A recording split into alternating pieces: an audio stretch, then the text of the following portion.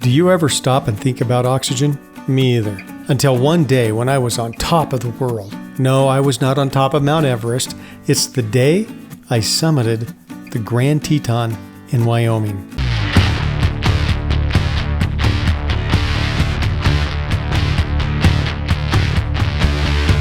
We left around 3 a.m. to climb the Grand. The morning air was brisk. When we reached the parking lot that led to the trailhead to ascend the Grand, the sun was just coming up.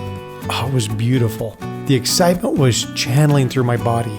I slipped my pack on with all the things I needed to climb this giant mountain. I had been working out for several months preparing for this very day.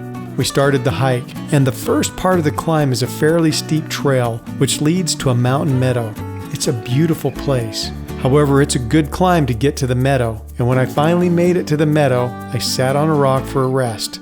The rest felt good. The warm sun on my face, my muscles began to relax. It was amazing. I was thinking about the commitment to the climb. I decided to summit the Grand months earlier. I had worked out rigorously every day. I had made smaller climbs which taught me to climb with ropes. I had anticipated this day with a victory over the mountain. But as I thought, I could hear myself, I could hear this internal dialogue inside of me saying, it's okay if you stay here. It's a beautiful place, and you don't need to go any further. As I was having this quit now conversation in my head, my guide walked past and said, if you're going to make it to the top, you have to get up right now and start climbing. Wow, I sat there for a minute. I thought about it, and he was right. If I was to summit the Grand today, I had to move now. I picked up my pack and I made a new determination to summit the mountain. Did this new determination lessen the struggle for me? No, the struggle was hard. I fell behind the group as we climbed through what is called the boulder field, but I kept climbing. I finally made it to the saddle, the place just before the serious rope-up climb started.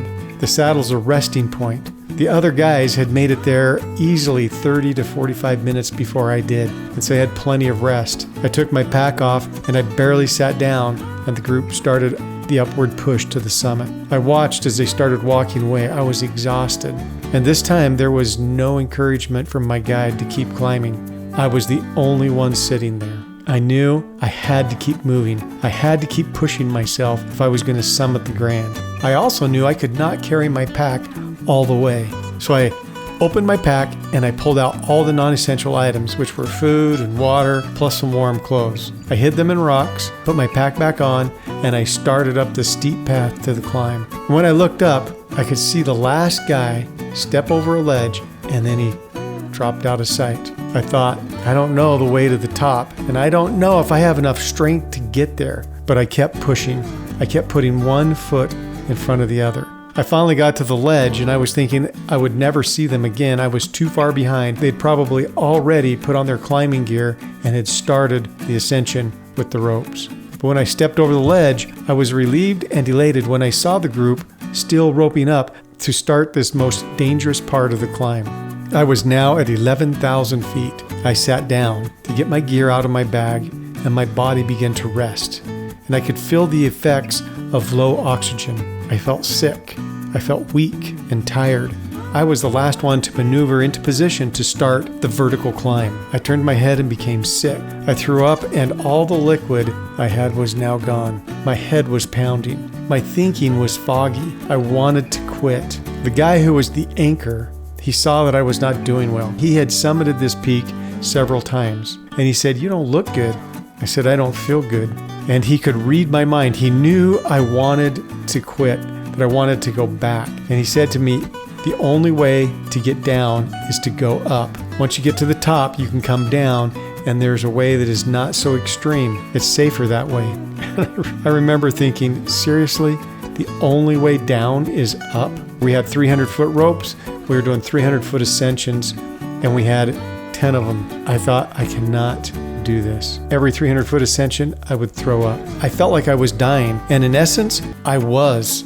My body and my mind needed oxygen. I could take in a deep breath of air, but there was not enough oxygen to satisfy the need my body had at that moment. I slowly progressed up the face of the Grand. The view and the feeling of accomplishment were incredible. when I summited and descended the Grand. It was an experience I will never forget. I did learn, however, the importance of oxygen. My body and my mind experienced a severe depletion of oxygen, which caused severe pain and discomfort. It was essential for my body to heal itself as I climbed. It was essential for my clarity of thought. It was essential for me in every way. I needed oxygen, and we all need oxygen. Our body needs oxygen to function, to heal itself, to take care of itself. It's one of the main ingredients that our body needs if we're going to be healthy. At Dragonfly Wellness Center, they have a hyperbaric chamber, which saturates your body with oxygen.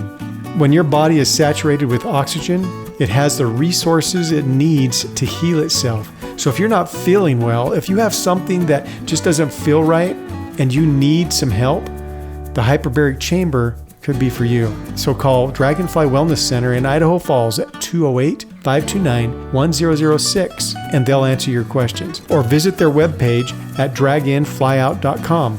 You'll be able to read all about the hyperbaric chamber and the things that it does. There's too many good, wonderful things that it does to list right now, but you can go to draginflyout.com and you can read all about it. Then give them a call.